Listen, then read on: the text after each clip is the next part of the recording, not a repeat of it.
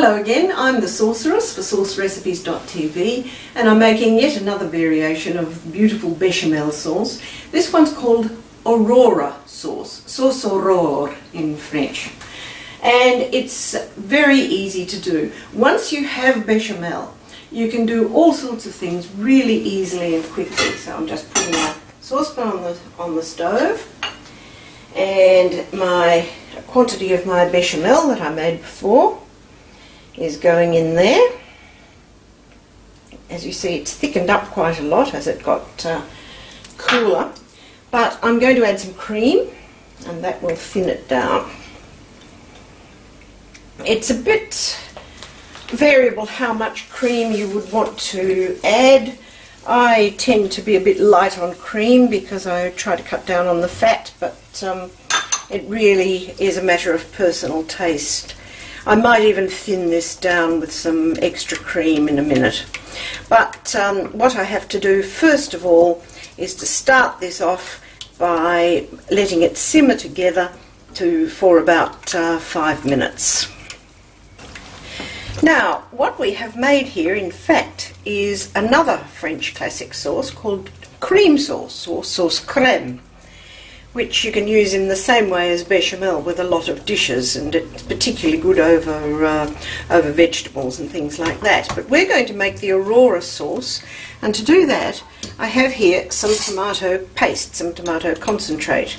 And I'm not going to add it all at the moment because it's very strong, and I really want to check the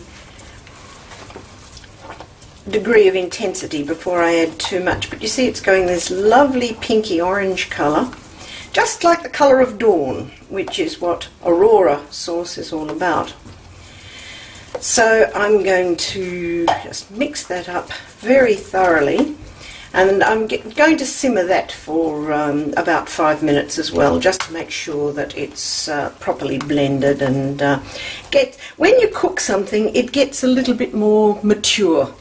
The flavours develop rather than when you just mix it in and work with it like that. So let's cook this for about 5 minutes. Now just look at that. Isn't that gorgeous? That is the sauce Aurore.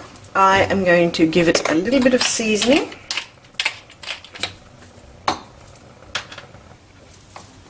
Oops.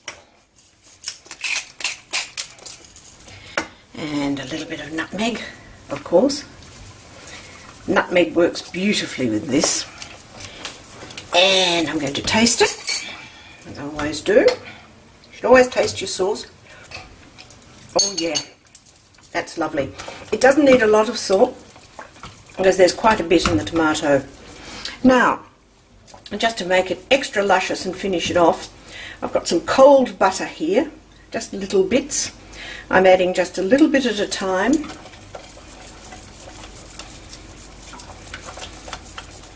This is what the French do to make their sauces get that lovely shiny look.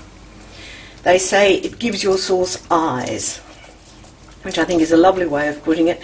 The butter gets amalgamated and the sauce gleams, and of course the whole thing is richer and even more luscious. Now, all very well, you say, but what am I going to do with this sauce once I've got it? Well, let me tell you.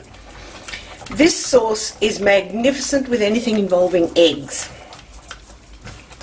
It is just perfect with if you have hard-boiled eggs and you slice them into